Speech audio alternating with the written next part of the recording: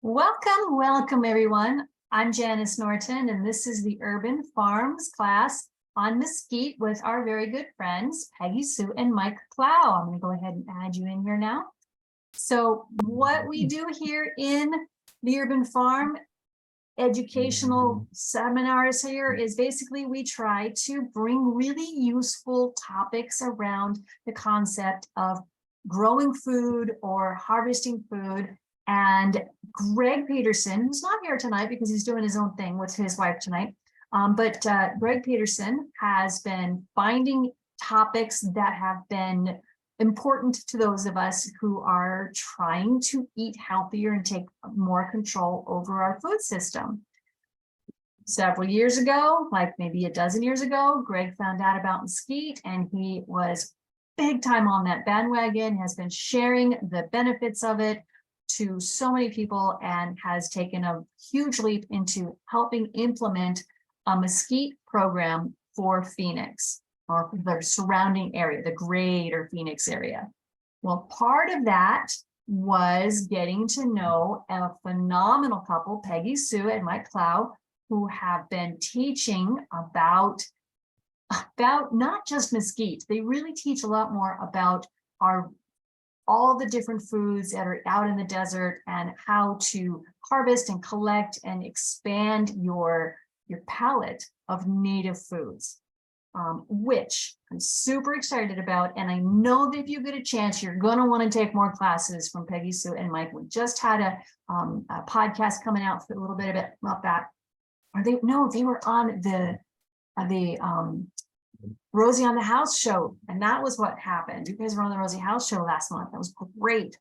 So first, I want to say welcome to Peggy Sue Sorensen of the Desert Kitchen and Mike Plow, who have been teaching us about native foods and expanding our palate. Hi. Thank you. Hi, good afternoon. How are you? Hello. And, I really want to thank Greg. He started the mesquite, revelation, how to harvest mesquite and how to mill it, because back in the day he had a mill, then, it went away. But we're so thankful that he brought that back. And so, yes, he started it for me with the mesquite. Oh, that's cool. Yeah. He and his friend, Don, found a mill down in Tucson that they could bring up to Phoenix and use here, because they used to go down to Tucson to get their milling done, but then they figured out how to get it up here and rent it for a little while. And it just kind of got a little complicated. And so they decided to buy one. So yes, there is a mesquite mill in Phoenix, and we will talk about that later in the day in today's meeting. If you don't have any information on that, we'll get it to you.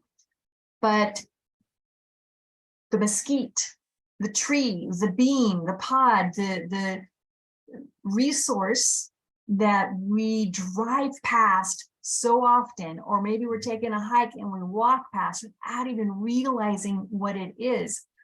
I am excited that you two are going to share with us this tree. I know for a fact that I have neighbors on my street that had no clue that mesquite was such an edible and beyond resource. So I'm excited. We're surrounded by food and of all kinds, and the mesquite is probably the rock star of all these foods we're surrounded by. And it's a great thing to just become familiar with and enjoy. Yeah, I agree. And this was staple food. This was a staple food for the indigenous peoples everywhere from the Pacific Ocean to the Gulf of Mexico. And it's a great food, and it's right here and it's free. Amazing how they survived for so long before we brought food to them, right? Right. So, and they had it all worked out, and we're learning now how to do it. Right. So I'm going to step back because I know that you've already prepared a presentation. I'm going to step back into the background and let you go ahead and open our class here on, I guess, the basics of mesquite. Okay, well, we'll go ahead and put our presentation up here. And so let's talk about mesquite trees and beans. All right. So as we were saying, mesquite trees are all over the valley. They're in many people's yards. People walk on their mesquite pods and have no idea that they're walking on their food. And it's very good food. And we'll talk more about that. So we'll try to give you all the details that you need to get started, especially this month, to be ready for the milling at the end of June. So, yes, I'm Peggy Sue, and I teach all about the edible and some medicinal plants of the desert Southwest. And I do classes, plant walks, and consultations if someone wants to know specifics about what's in their own yard. And I'll let Mike introduce himself. Well, I was raised in a remote desert wilderness type location, but I went on into the world of high tech, and I spent most of my time on electronics and software and working on ships going around the world. But recently, we, in the last couple of decades, we've found ourselves living on the land, learning about the desert, the things that it has to offer us. And now Peggy and I are sharing a 10-acre homestead in Pinal County and getting involved with all kinds of foraging and growing all kinds of good things on the desert. And so now we're here to share some of the things we've learned about. Okay. So I moved here in 1986, and this is what I saw. You know, driving through Arizona, it just looked like nothing. You know, it was barren land. It was pretty, but I really wondered, what did people eat back before there were grocery stores? And so one day, about 1991, I was invited to a wild foods brunch, and I did not have any clue what I was going to see, but I didn't know what wild foods was. But I just went. And this lady, Linda Runyon, I owe a lot to her as well. And she has passed away, but she had a whole buffet of food, including tumbleweed pancakes with prickly pear syrup and mesquite and just everything. She had weeds and trees and cactus, and her main thing was she didn't want people walking on their food hungry. Well, I think even if we're not hungry, we shouldn't be walking on our food. We shouldn't be raking up good food and going out and paying for, you know, whatever else. I mean, not that you can't buy food, but these are certainly worth learning how to harvest and eating, you know, process and eat them. So, you know, I love free food. I love a good deal, and there's nothing better than free food. And the fact that it tastes good is really what it's all about. That's what surprised me when I first learned about the various bean pods that are growing all around our state, which goes above and beyond the mesquite. I thought, oh, well, that's interesting. Folks used to eat it in the old days when they didn't have other things. But it can't be all that great, right? It's a survival thing. But then I started eating them, and oh my gosh, this stuff is delicious. And the things you make with it are fantastic. And this isn't something you have to suffer for. This is something that becomes a gourmet experience, you know? So the sweetness in it, the taste in it, this whole thing has a lot to do with that. This is about survival and economy, but it's also about really enjoying life.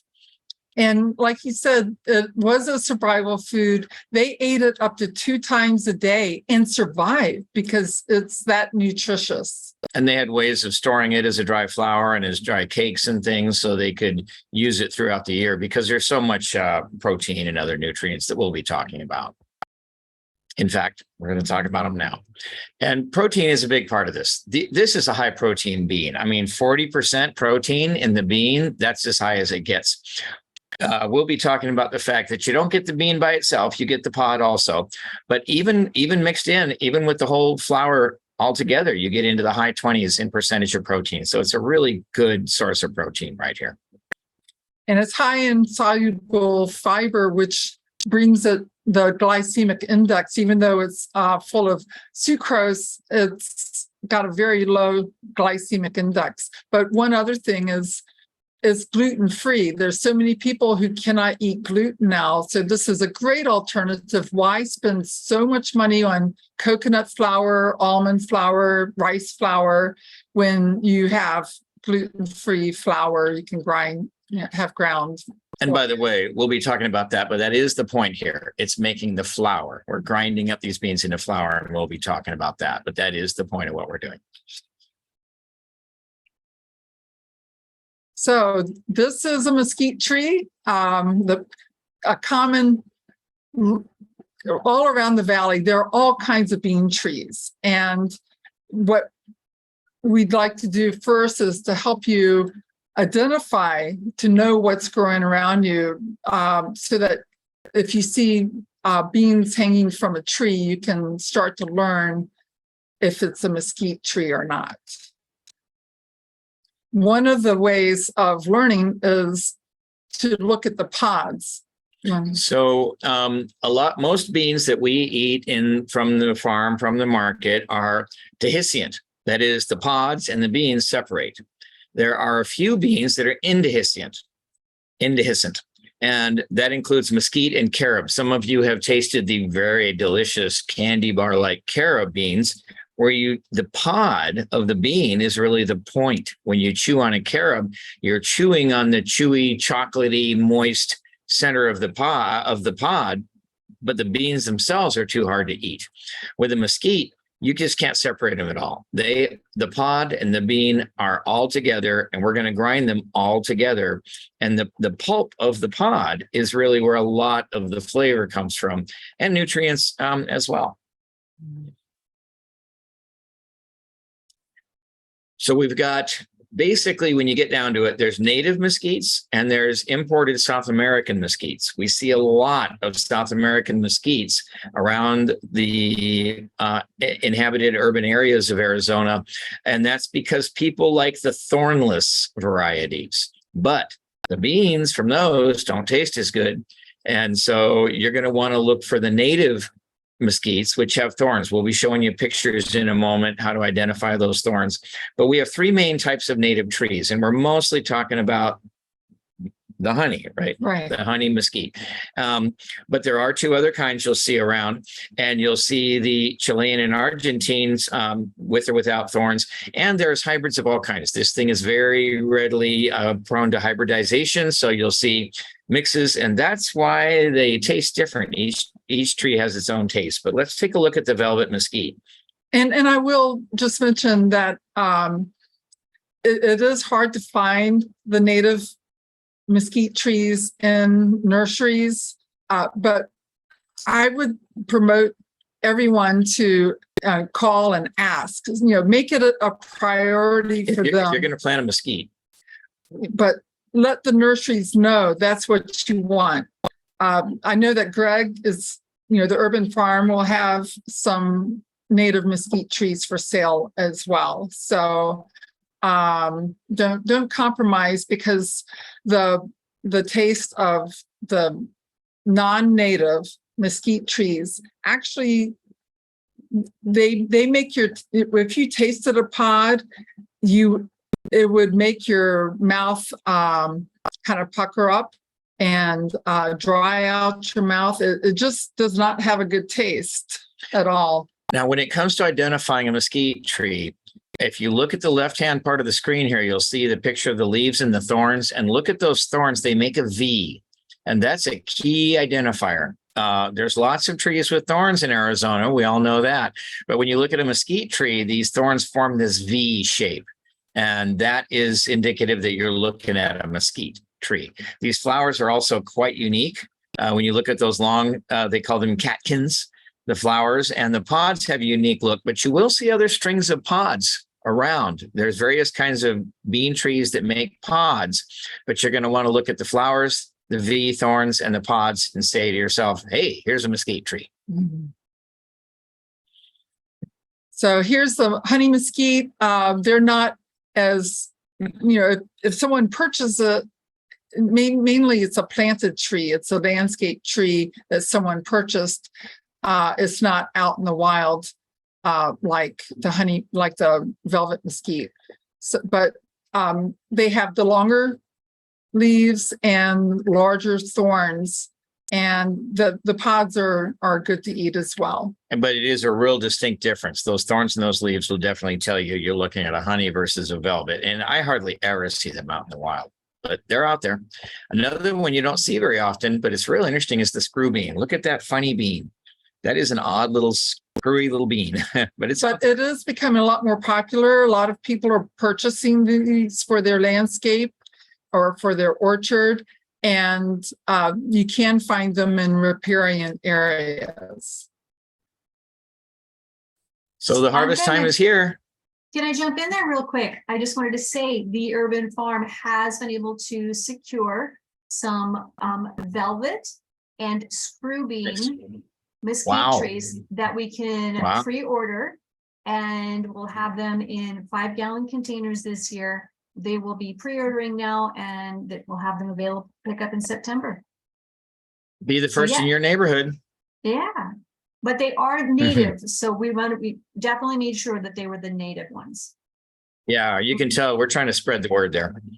So it's harvest time. If you look right now, when we're looking around, we're seeing the pods are still on the green side. And I will say, I would like to interject that I used to always find ripe pods, let's say June 1st. I mean, I was looking and I would find at least some ripe pods first thing in June. And I've not been able to find any. And it was the same way last year. I'd love to hear in the Q&A if anyone has found any ripe pods yet, but you just have to keep an eye on the trees. You find the trees and watch for them to ripen. And we're looking for them to get dry. We'll again show some pictures and talk about it, but we're looking for them to be brown and snappy. We'll be talking about that. So they'll be ripening now. Then there's another set of flowers that comes on the trees and another set of harvest that comes later in September and October. So it's almost always a much smaller harvest, but it does exist. And that's another thing that helped the indigenous folks get through the year, was 2 harvests is always great. Now, here's something to know about. With any bean tree, not just mesquites, and especially with beans that are in the ground like peanuts, there's a real problem that exists, but it's not common, but it does exist. And people it's something you want to be aware of, but not afraid of. And that's this thing called aflatoxin. It's a byproduct of the Aspergillus flavilis mold. And this is why we say harvest from the tree, not from the ground. We'll be talking about that. And it's why we say harvest up until the monsoon rains and then stop harvesting. A dry bean is a safe bean. A dry, clean bean is a safe bean. So that's why we're going to harvest them off the tree. That's why we're going to have them be snappy dry. And I will tell you that while I've heard a lot of people talk about it, myself and Kelly Athena are the only 2 people I know that actually purchased a professional testing and did our own test with a very sophisticated chemical testing. And we were unable to find any aflatoxin, including beans covered with black mold.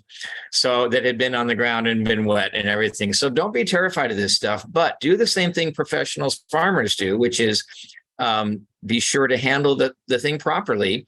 And the reason our peanuts and everything are safe in the market is they do a lot of aflatoxin testing. You can get a test done through the University of Arizona. You can contact Desert Harvesters. But the key point is they give you the contact information. Right. But the key point is when we say harvest from the tree and not from the ground, and when we say stop harvesting when it rains, do go ahead and pay attention to that. And we have never detected any actual aflatoxin, but it's something to be aware of. So keep it in mind. And you don't fix it by boiling it. And no, it does reduce it, but it does not eliminate it if you boil or bake it. Right. And I thought it was very interesting that chlorophyll can limit your absorption of aflatoxin. So if you're concerned, take some chlorophyll pills. So like you saying, harvest from the tree. You can, a lot of times the trees will be close enough to the ground that you can pull the pods off. If not, use a stick, but have a tarp laying under the tree to catch the pods. If it hits the ground, it belongs to those guys. These trees are incredibly prolific. They go across a large part of Arizona. There's plenty of food for these little guys, and anything that touches the ground, we just leave for all the critters and harvest from the tree, not from the ground. And each tree has its own flavor. Yes, you want to taste a pod from each tree. There are varying, like 10 trees planted at the exact same time, purchased from the same nursery, will have varying degrees of sweetness. And really, you may want some sweet pods. Keep those separate from, let's say, the plain, or the ones that aren't very sweet. But what you want to avoid are the ones that might leave a chalky taste in your mouth. And if it dries out your mouth or even, a little burning sensation, which I have not tasted from an actual mesquite. Yeah, I haven't either. But from cat claw acacia. Yeah. I had a burn. And when I was new, I thought it was mesquite. So that told me right away that was not the one to pick. There's a reason the local folks harvested the mesquite and ignored the cat claw. They look similar at first, but boy, there's a taste difference. Okay. So the way to taste it is to break it in half, like the pod you see on the bottom. That's a very pulpy, thick pod, and I love those. You get more flour out of the thicker pods. And just put it in your mouth and let it set, and it will start to soften up. You'll taste the pulp inside the pod, and that gives you the flavor. You want to see what that flavor is, and then you can chew it up until there's no more flavor. Then discard it. Some people swallow it, but I just throw it out. This is what the indigenous folks would do back in the day. If they're on a walkabout, a trade mission down to the Gulf of California or something, as you're walking across the desert, they'd break off a mesquite pod off a tree and just chew on it, get that sugar and keep on going, So people do this when they're hiking, just grab a dry mesquite and chew on it. Yum, yum. Well, I do it when I'm driving in the car, and I just love to snack on them. So after you've harvested your pods, you want to process them right away, or at least you want to put them you want to start drying them right away. But before you could take them to the milling, you want to separate. You want to go through all of your pods, take the green pods, because it's easy to pull down some unripe pods at the same time as the ripe ones. So put those aside. Those are typically they don't taste that good. Get rid of any stems or leaves. And you want to feel your pods. You'll notice some will be more moist than others. I'd like to separate the really moist, bendy ones. They look dry, like they're tan color, but they're kind of moist and bendy. I like to set those aside so that I'm drying. I've got the dry ones, the ones that are more dry. Those will need to be dried further. Okay. The ones that are bendy and moist, I like to eat those. They're like moist and chewy, and a lot of times I find a really sweet one. And so it's just a nice treat. So you're preparing them for the milling. You want you definitely don't want to wash your pods. They don't need to be cleaned. If you have any bird poop or something on them, just discard them. And right here, I'm showing some reddish pods. They look discolored. The full color doesn't really show on these pods. It's not black. It's not anything bad. They're like red striations. It's a decorative effect. And I find it very beautiful, the red stripes, the striations. They are beautiful. Yeah. And the pods with holes, they're fine. And we'll explain that. And here we go to talk about holes. Why are there holes in my bean pods? Has some bug climbed in there? No, a bug has climbed out of there. Holes are good. That means there's no bugs in there. These Bruchid beetles, they lay their eggs in the flower before the blooming flower, and so the eggs are inside the bean, and then the little critter comes to life and drills his way out and goes on his way, and it doesn't cause us any problems. And so don't be surprised when you see holes in your bean pods, and don't be concerned about it. And if you do want to take care of it, I don't know if we talk about this later, we freeze them. Yes, but with a short window that we're going to have between the time that you harvest and the time that they're milled, I won't put them in the freezer. That's only for long-term storage. Let's say after the milling, you harvest some, you might want to put them in the refrigerator or the freezer to keep the Bruchid beetles from emerging from the pods. So what I recommend is drying completely your pods, and we'll talk about that in just a minute.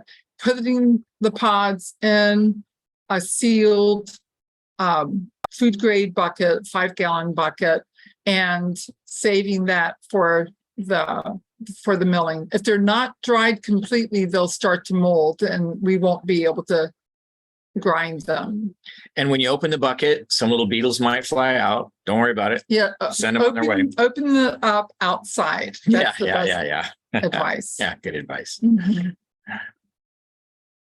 So you can dry them in a dehydrator if you have one. It might not be big enough for all the pods that you have. Don't break up your pods though. At the milling, it's okay if you break it in half to make sure that it's completely dry, but at the milling, we don't want a lot of small pieces of pods. I mean, if you have broken pieces, that's fine, but you just don't go to a lot of trouble to do that or anything. Only break it in half once. Yeah. I usually, because I don't have time right away, usually if I get home from harvesting, I'm in a hurry to do something else. So I'll dry mine in my car and I'll put them in shallow boxes. I'll lay out a sheet, lay them on the seat, in the windowsill, wherever. And it's a solar oven, it's the best oven that you can use, or you can use the oven in your own home.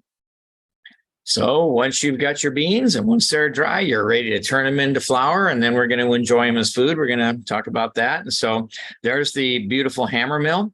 It's quite a device. And when you bring it down on the days that Janis will be telling you, the 30th and the 1st, you're going to get it. You're going to get flour handed back to you. And it is sifted in the machine, but you're going to have a better improved product if you go ahead and sift it through a sieve, a 30 mesh sieve or something like that, a flour sieve. It's really nice to have it be more fine and get the gritty parts more out, but you will get mostly already sifted flour from this machine. So I want you to realize, even though this is a community Hammermill, you will get back exactly the flour from your pots. And another thing I meant to mention, if you have, let's say, 1 bucket, 5-gallon bucket of really sweet pods and one of pods that are not sweet, and you want to keep those separate, then let us know. And we'll do that. We'll mark the bag or whatever. So after you'll get your flour in Ziploc bags, and you can keep it in those bags short term. You can keep them on the shelf short term, but just know that with the humidity of the monsoon season, it will start to clump up.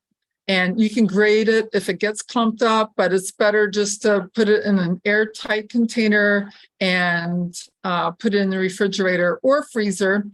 And when you take it out, let it come to room temperature before you open the container, because if you don't, the flour will absorb the moisture more readily. And let me just mention, by the way, quick note about milling these beans. If you say to yourself, hey, I've got a grain mill, I make flour all the time from wheat, I'll just put these mesquite beans in my grain mill. If you have a stone grain mill, don't do it. The sugar in these things will gum up your stone in a minute, and you'll have a ruined stone. So that's why we come down to the urban farm and get it done in the hammer mill. The sugar in this stuff is too much for a stone grain mill, just so you know. Yeah. And it does get clumpy because of that sugar. That's why you get clumps in this thing. It's full of sugar. So now we get the reward for all this work. We get to cook with it. And what you're going to do is you're going to use it as flour in just about any recipe.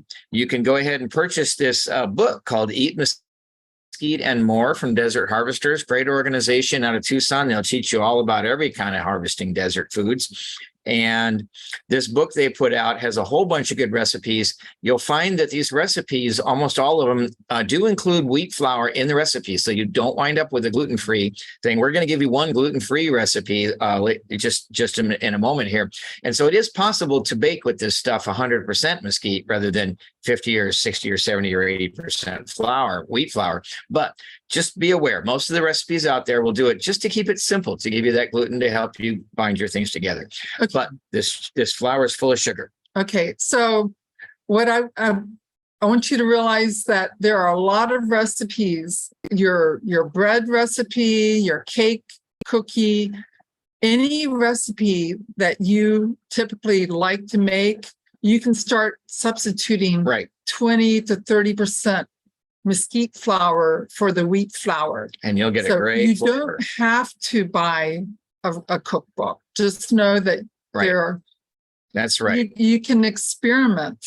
And the flavor you get is great. Pancakes are a classic thing. As we were saying, stuff tastes like graham crackers. Imagine a graham cracker flavored pancake. It's fantastic. We're going to give you a recipe for chocolate chip cookies, which is, again, a great flavor. And you won't have to use as much sweetener in your recipe when you put this stuff in, because this stuff's bringing sweetness. And keep in mind that this is gluten-free. So, of course, as a baker, if you don't have a binder, it won't work. So you're going to need to have some kind of binder, xanthan gum, whatever binder you prefer. And don't forget that you can just put this stuff right on things, onto salads, into foods and drinks, and it makes a great flavor and nutritional protein supplement and a sweetness supplement. So,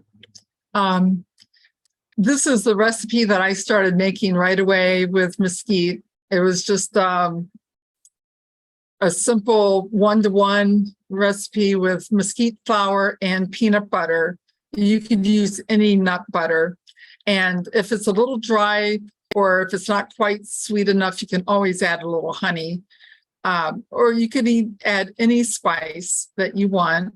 I love cinnamon. I love adding extra salt. But you can add, any herb. I have added fresh mint leaves. Just chop them up and make your balls, or you can put it in a jar and use it like a spread. Just make sandwiches out of them. And when you make the balls, I like to roll it in flour. So you can roll it in your extra mesquite flour. You can roll it in cacao, or let's say sesame seeds or coconut flakes. When we make these, we give samples out at some of our presentations. We make these up, and I always want to bring some home. It pretty much doesn't happen. People just gobble these things up. These are really tasty little treats. So easy to make.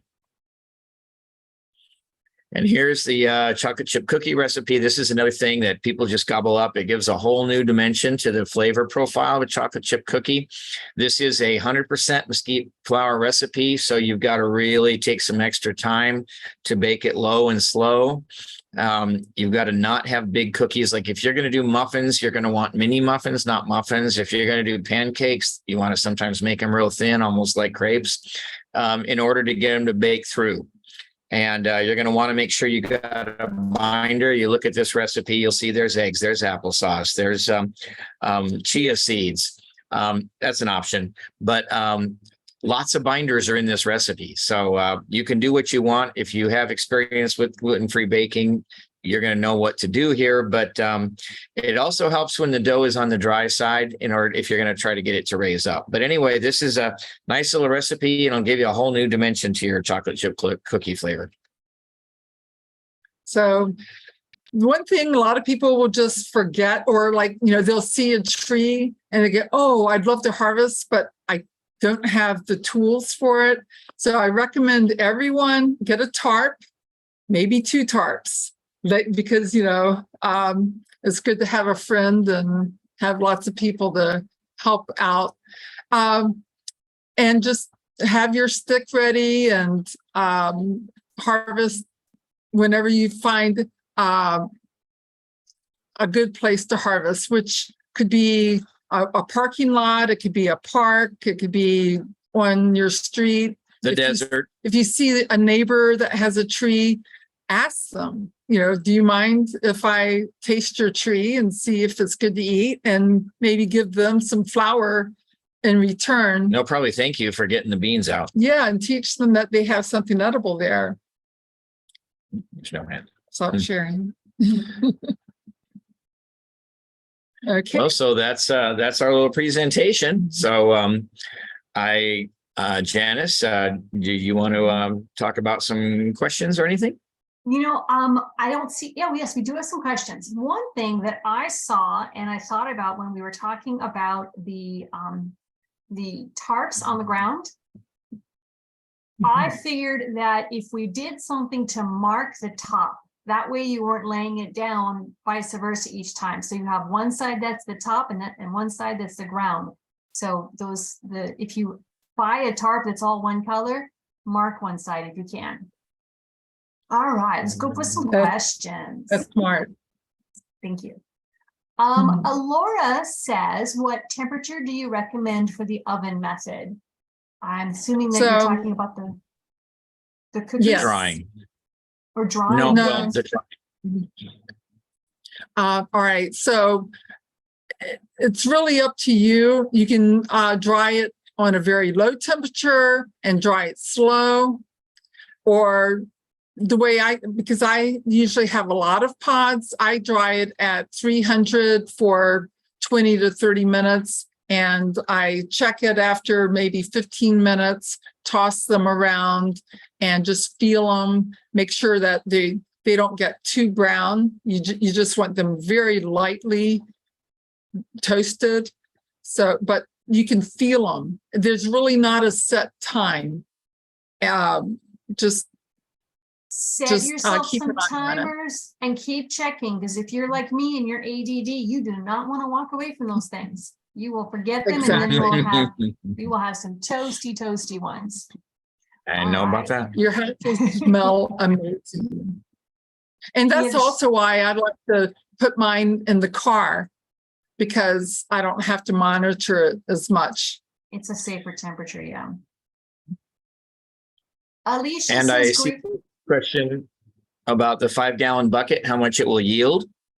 And the answer is a couple of gallon bag. We generally supply the flour to you in gallon Ziploc bags, and you probably get a couple of gallon Ziploc bags, which is quite a bit of flour. How many pounds? I don't know, 2 or 3. It's roughly about, depending on your type of your beans and how full you are, you're probably looking about 3/4 to a pound per gallon of bucket.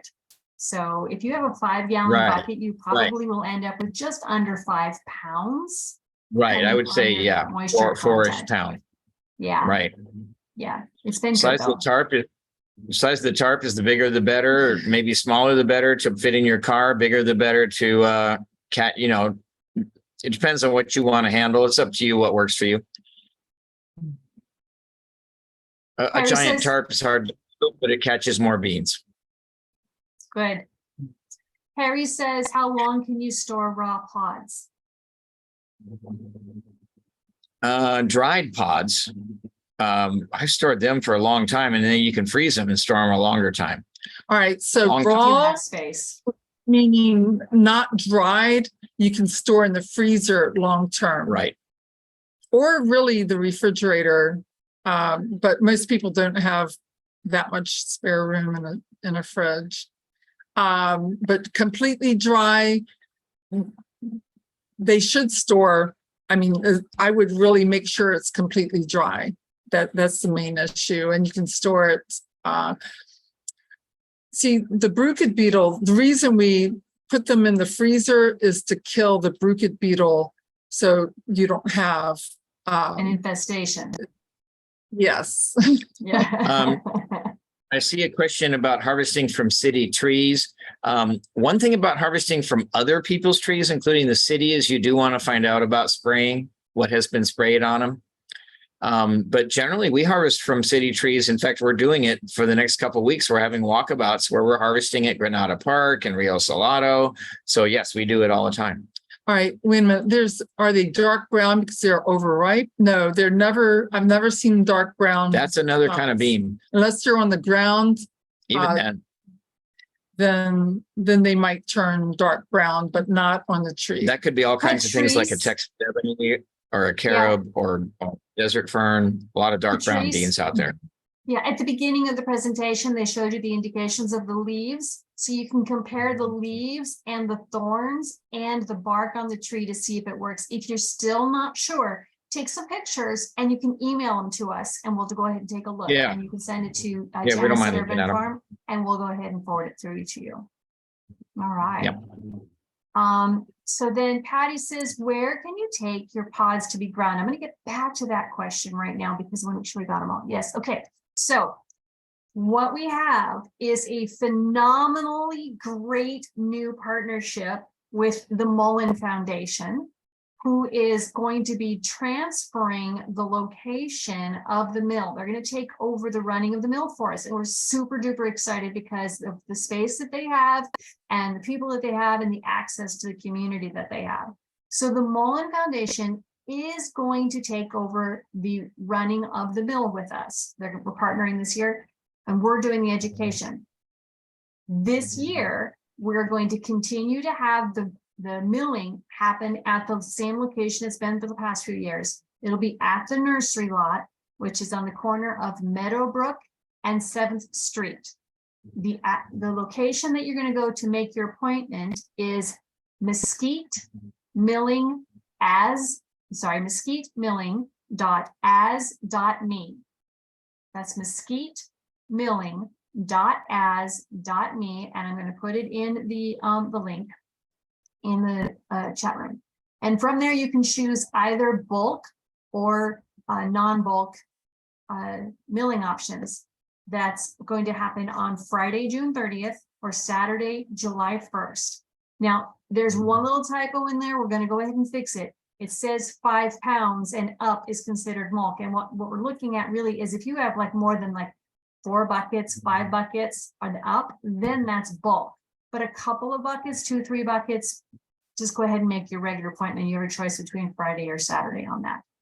Okay. So again, it's going to be at the nursery, and that's at the corner of Meadowbrook and 7th Street. It is 4549 North 7th Street. This is the same place that the Urban Farm does our fruit tree program.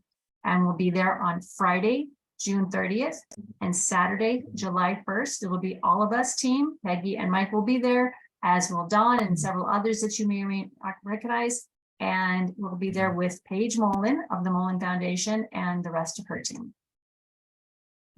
I did see a question about mixing with other gluten-free flours. And Yes, the answer please. is anything. When you make a gluten-free flour, you know, a lot of times people use rice flour and various things. Yeah, just do whatever you've been doing in the past or want to do. Mix it with any flour at all. If it's Well, going to be gluten-free, mix in some binder. You would just experiment. Yeah, do what you normally do with gluten-free flour and go for it. There are so many different flours out there that are offering you better solutions there. And I know, Sarita, if you're doing experimenting, one of the things I'm hearing about, and I don't have any experience with, is that some people are finding the gluten intolerance. They're not finding that with homegrown wheats.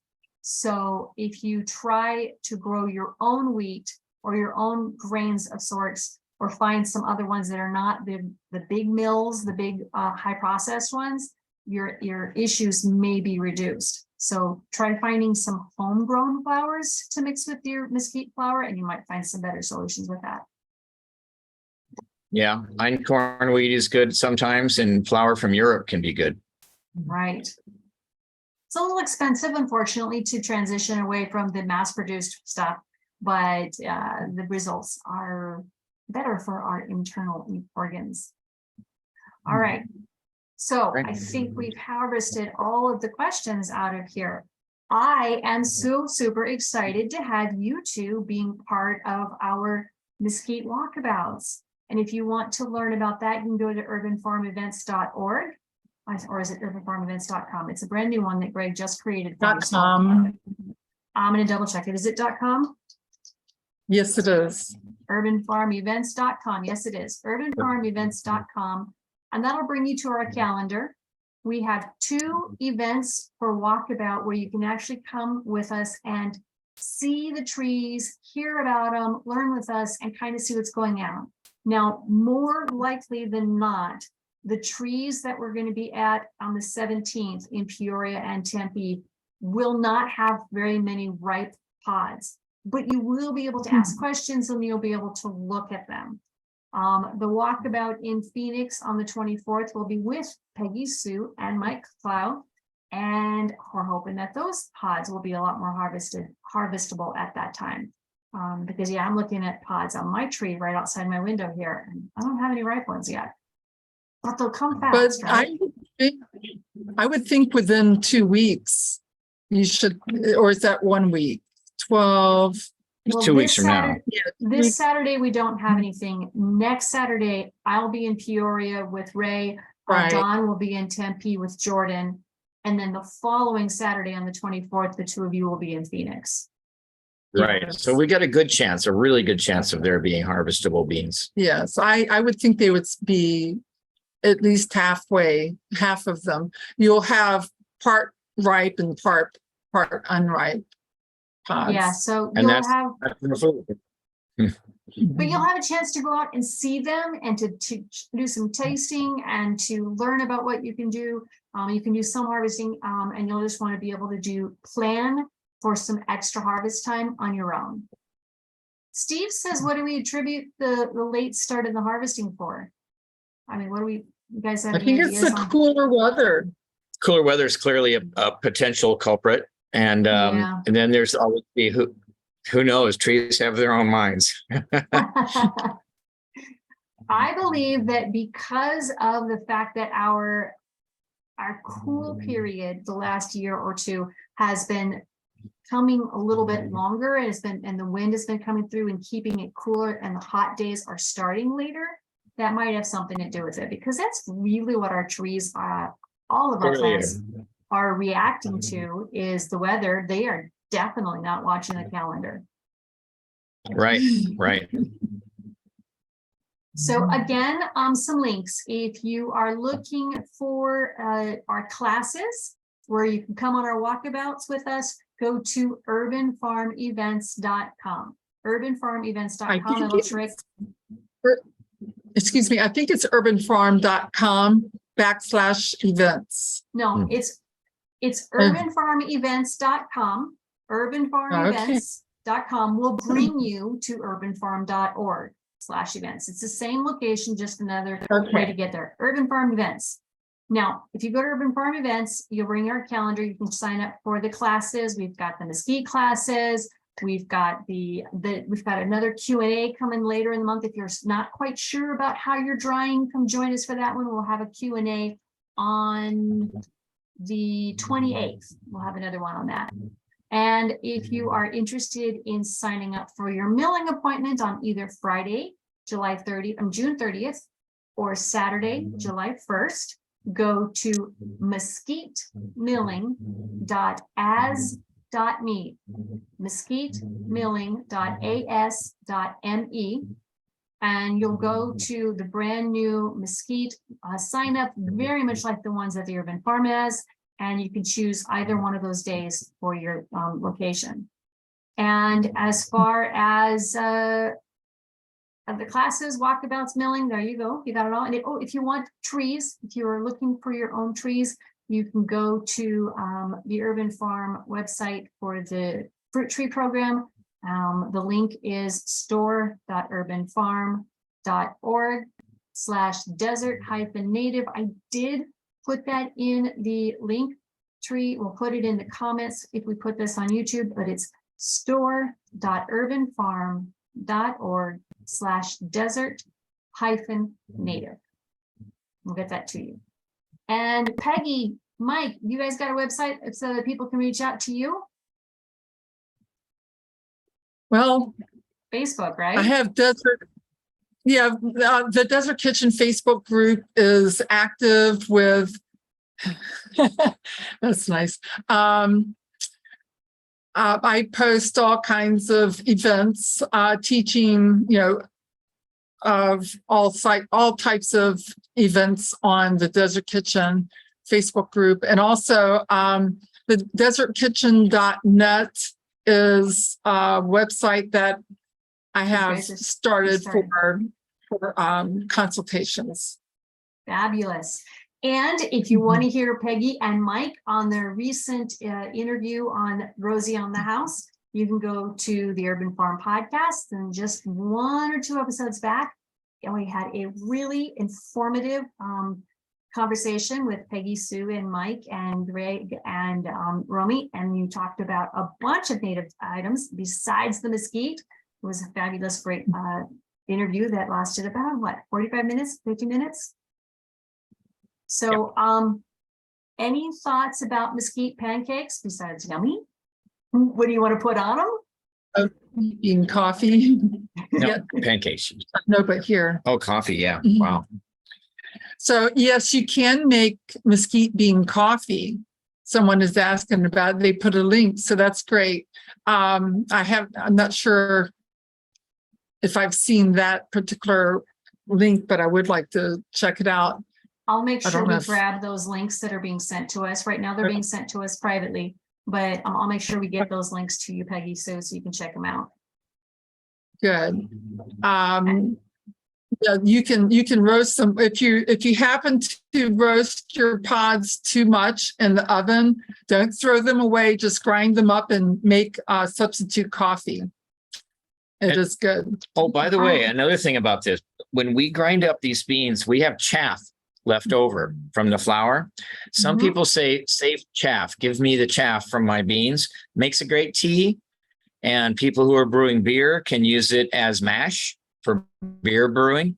And so the chaff from the flour grinding is just the ground up hard bits, okay, that didn't come through as flour. And all you got to do is boil it up in water a pretty long time. It doesn't steep in 5 or 10 minutes like normal tea leaves. It'll take like 45 minutes of boiling, but you'll get a very healthy, nutritious and delicious tea out of it that can also be mixed with other teas. And definitely recommend that. Just tell us to save the chaff and you'll get a bag of chaff along with your bags of flour. Now, if you do get a nice big bag of chaff and you decide to make a big batch of tea, how long does that tea store in the fridge? Well, it's tea. I've never Days. Just a few had days. long-term storage of it. I drink it too fast. Sorry. That's okay. But whatever That's you okay. with normal tea is probably what you would do with this, I imagine. Christina asks, can you dehydrate the flour if needed? I believe, Christina, that's not necessary because your flour should already be dehydrated. Your bean should be completely dehydrated before you dry it. Mill it, The right? flour will, the longer you store the flour, the more it will clump up, the more the sugar will cause it to form a solid mass. So you're going to have some work to do to break it up, but. All right, so the flour should be complete. The beans have to be completely dry in order to grind them. So the flour will be dry. If for some reason, if for some reason it gets moisture after it's ground, then dry a little bit. I'm not. Put it on a tray and dry How it. you use it. Yeah. Mm-hmm. I hope that answered your question, Christina. All right, folks, that's it for tonight. It is 7 o'clock. Greg is busy doing what he was doing. He's very much enjoying the time to be able to spend with Heidi, or actually he might even be asleep at this point. But those of us here in Phoenix, we are running the Mesquite program, which include myself and Peggy Sue, Mike Clow, and you'll be able to get to know Don Titmus. And we also have a couple people helping out in the background. That would be Jordan Steskel and Raymond Jess. And we're your Urban Farm Mesquite team.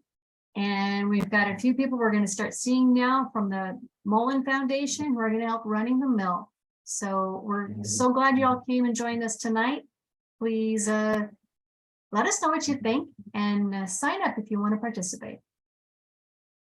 Yeah, Peggy thanks Sue. everyone for attending, and thanks to Alicia Rose for all the recipes that she posted. Cool. Thank you. Mike, Peggy, I love working with you, and I will see you in a few weeks. Yes, All looking right. forward to it. See everybody. Yes. Yeah. Bye-bye. Bye-bye. Bye, everybody.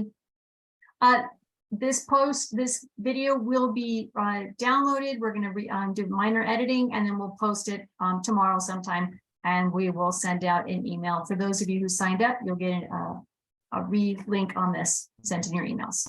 Okay? Have a great one. Thank Bye-bye. Bye-bye. Bye-bye.